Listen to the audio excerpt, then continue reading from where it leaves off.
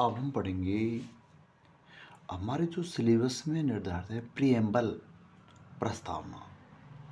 तो इसके बारे में पढ़ेंगे कि जो भारतीय संविधान की जो ये प्रस्तावना है ये बहुत महत्वपूर्ण योगदान रखती है। प्रस्तावना संविधान की आत्मा है। संविधान की जो फिलॉसफी है, जो आदर्श हैं, मूल्य हैं, लक्ष्य सब इसमें इंगित किए गए। ये संविधान निर्माताओं के लिए मार्गदर्शिका है, मार्गदर्शन प्रदान करती है, अर्थात उनको एक दिशा निर्देश देती है। कोई अंधकार की स्थिति में ये एक प्रकाश की राह दिखाती है। तो इसमें हम जैसे पढ़ेंगे शुरू से, तो ये है भारत का संविधान। तो प्रीएम्बल, तो प्रीएम्बल में जो पहला शब्द है वो है हम भारत के लोग। हम भारत के लोग, वी पीपुल ऑफ इंडिया। तो मतलब इसका मीन्स क्या है कि वी पीपुल ऑफ इंडिया, हम भारत के लोग, मतलब हमारे पास में संपूर्ण प्रभुत्व संपन्न शक्ति है। अर्थात जो प्रभुता की जो जो शक्ति है वो किसके पास में है? We people of India. हम भारत के लोग, मतलब हमारे पास में शक्तियां हैं, इसलिए हम शपथ, मतलब ये प्रस्तावना को स्वीकार कर रहे हैं। तो पहला अर्थ तो इसमें ये होता है। दूसरा है इसका जो उद्देश्य था वो क्या था? संपूर्ण प्रभुत्व संपन्न। भारत को क्या बनाया जाएगा? संपूर्ण प्रभुत्व संपन्न। अर्थात ये संपूर्ण रूप से जो भारत जो राष्ट्र है वो प्रभुत्व संपन्न होगा, किसी के अधीन नहीं होगा। अर्थात पहली बार भारत की पूर्ण जो स्वाधीनता, स्वतंत्रता को एक्सेप्ट किया गया, अंगीकार किया गया। दूसरा क्या है कि भारत को कैसा बनाया जाएगा? समाजवादी। उद्देश्य का में पहला तो क्या है? संपूर्ण प्रभुत्व संपन्न होगा। दूसरा समाजवादी। समाजवादी मीन्स का मतलब है भाई भारत के संविधान से इस प्रकार की व्यवस्था की जाएगी जिससे कोई शोषण की व्यवस्था नहीं रहे और सबको जो मूलभूत जो आवश्यकताएं हैं, वस्त्र, भोजन और मकान, उसकी प्राप्ति होती रहे। तो इसके लिए संविधान के विभिन्न जो अनुच्छेद हैं, अनुच्छेद 14, अनुच्छेद 16, अनुच्छेद 39 तत्वों से, जिसमें क्या है समान कार्य लिए समान वेतन होगा, ये सब हमको समाजवादी जो आदर्श है, जो लक्ष्य है, इसमें हमको दिखाई देता है। पंथ निरपेक्ष, तीसरा है पंथ निरपेक्ष। तो पंथ निरपेक्ष मीन्स मतलब राज्य का अपना कोई पंथ नहीं होगा। धर्मनिरपेक्ष तो नहीं है राज्य। धर्मनिरपेक्षता तो मतलब है धर्म से दूर रहना। पर हमारे संविधान निर्माताओं ने ये बताया कि धर्म तो नैतिक नियमों का संग्रह है। पर पंथ जैसे किसी एक धर्म को मान लेना, उसको वरीयता देना। जैसे नेपाल में हिंदू राष्ट्र है, पाकिस्तान मुस्लिम राष्ट्र है, इस प्रकार से कोई पंथ निरपेक्ष होगा। ये लोकतांत्रिक, लोकतंत्रीय शासन व्यवस्था होगी। जनता के द्वारा शासकों को चुना जाएगा। गणराज्य, और हमारा जो शासन है वो राष्ट्रपति में निहित होगा। गणराज्य मतलब राष्ट्रपति को इसमें शक्तियां प्रदान की गई है। गणराज्य,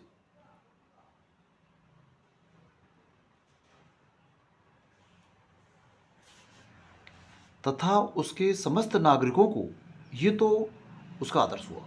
फिर आता है भाई ये अडॉप्ट कर रहे हैं, ये उद्देश्य है, इनके लक्ष्य है। फिर क्या है, इसे समस्त नागरिकों को क्या मिलेगा? सामाजिक, आर्थिक, राजनीतिक न्याय।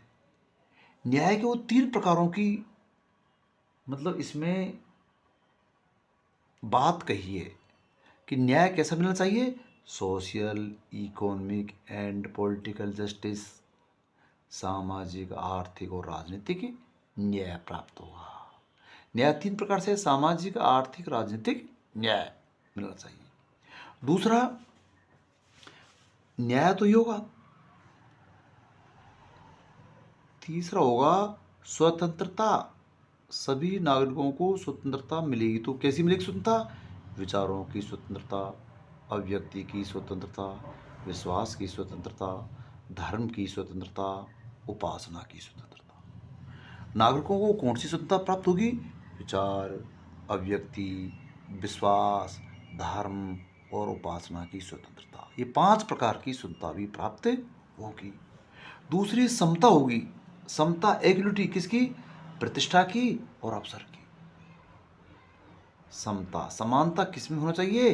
व्यक्ति की जो डिग्निटी है और dignity and opportunity, dignity and opportunity में एक समता प्राप्त होनी चाहिए। सबको बिना किसी भेदभाव की प्रतिष्ठा प्राप्त हो और अवसरों की विकास के लिए समानता प्राप्त हो। ठीक है साहब। आगे वो कहता है प्राप्त कराने के लिए, मतलब इनको प्राप्त किया जाएगा तथा उन सब में, जब उनको हम प्राप्त कर लेंगे,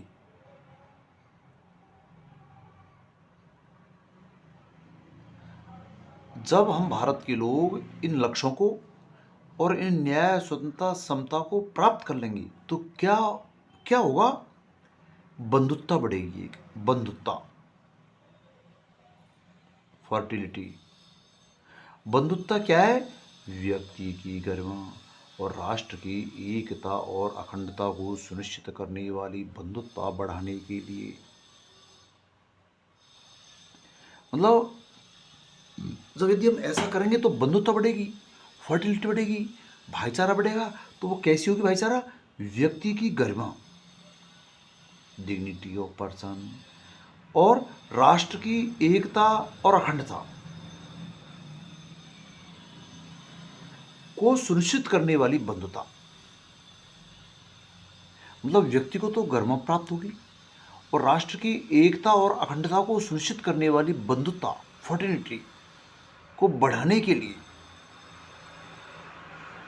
हम दृढ़ संकल्प होकर अपनी इस संविधान सभा में आज तारीख 26 नवंबर 1949 को 26 नवंबर 1949 को मिति मार्गशीर्ष शुक्ला सप्तमी, सम्मत 2006 विक्रमी, मतलब संविधान सभा में इसको हम क्या कर रहे हैं? मिति मार्गशीर्ष शुक्ला सप्तमी, माघ के महीने में सप्तमी को, शुक्ला सप्तमी को, सम्मत 2006, मिति मार्गशीर्ष शुक्ला सप्तमी सम्मत 2006 को एतद द्वारा इस संविधान को अंगीकृत अधिनियमित आत्मा अर्पित करते हैं। तो हमको क्रम समझना है। क्रम,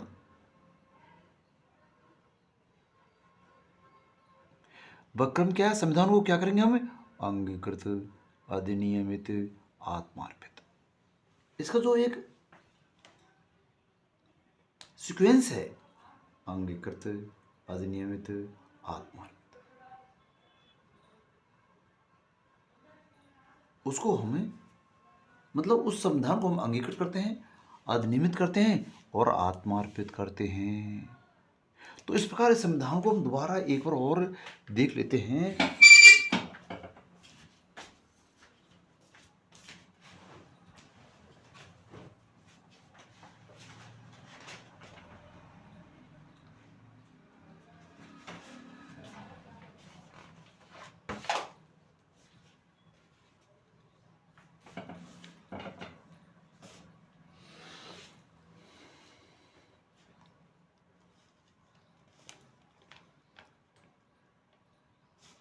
ठीक है,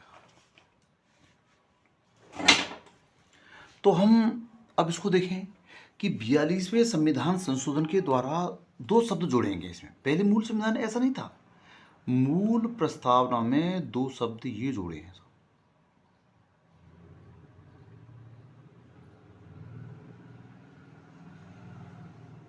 एक तो क्या जोड़ा है, प्रभुत्व संपन्न लोकतांत्रिक गणराज्य के स्थान पर, प्रभुत्व संपन्न लोकतांत्रिक लोकतांत्रिक गणराज्य के स्थान पर क्या स्थापित किया है, संपूर्ण प्रभुत्व संपन्न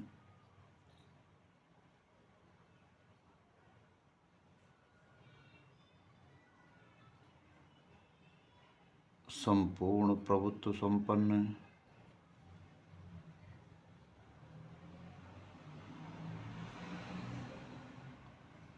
समाजवादी पंथ निरपेक्ष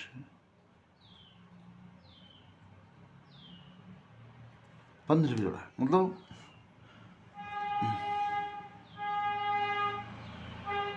समाजवादी और पंथ निरपेक्ष जोड़ा है। और राष्ट्र की एकता के स्थान पर क्या जोड़ा है, एकता और अखंडता।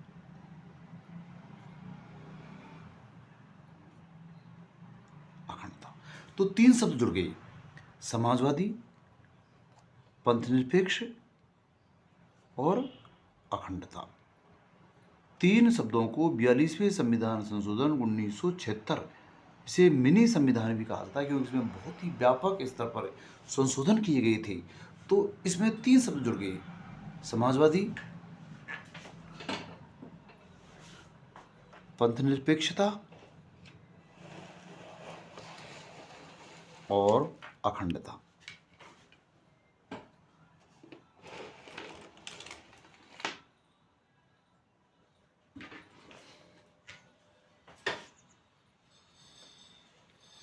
ये हमारे इस संविधान की बात। हम इसको दोबारा देखते हैं कि जो भारत के जो संविधान की जो प्रस्तावना है वो क्या है, हम भारत के लोग,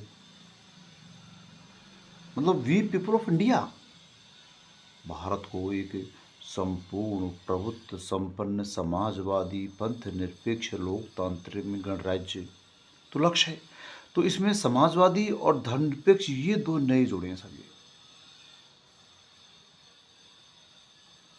तथा उसके नागरिकों के लिए, भाई ये तो भारत के लिए हुआ है, तथा नागरिकों के लिए क्या क्या हुआ है, सामाजिक आर्थिक राजनीतिक न्याय।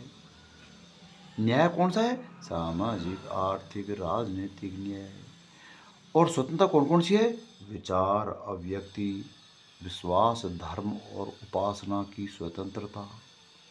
और समता कौन सी है, प्रतिष्ठा और अवसर की समता, इक्वलिटी को प्राप्त करने के लिए, भाई इससे क्या है, ये प्राप्त होगा, संविधान से हमको ये सब प्राप्त होंगी। भारत के लिए तो वो लक्ष्य मिलेगा, नागरिकों को न्याय स्वतंत्रता समानता प्राप्त होगी, तथा उन सब से क्या होगा, उन सब से होगा व्यक्ति की गरिमा बढ़ेगी, डिग्निटी ऑफ मैन, और राष्ट्र की एकता और अखंडता सुनिश्चित करने वाली बंधुता बढ़ाने के लिए। हमको भाईचारा कैसा चाहिए, बंधुता जो राष्ट्र की एकता और अखंडता को सुनिश्चित कर सके। दृढ़ संकल्प होकर, तो किस तारीख हुआ, 26 नवंबर 1949। हिंदी महीनों में देखें, मिति मार्गशीर्ष शुक्ला सप्तमी सम्मत 2006 विक्रम को इस संविधान को, जो हम यदि उसका क्रम देखें, अंगीकृत अधिनियमित आत्मार्पित करते हैं, अंगीकृत अधिनियमित आत्मार्पित करते हैं। तो ये उसका एक एक क्रम है। तो अब हम 42वें संशोधन से 3 शब्द जोड़े हैं, समाजवादी, पंथ निरपेक्षता, अखंडता। दूसरा, इसमें ये तो सोर्स है, शक्ति कहाँ से मिली है, हम भारत के लोग हैं, स्रोत है शक्ति का।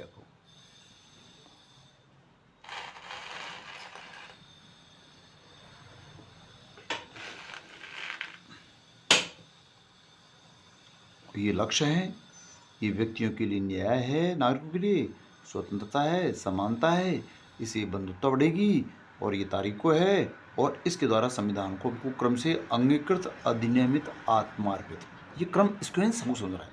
संविधान को क्या किया हमने, अंगीकृत किया है, अधिनियमित किया है, और आत्मार्पित किया है।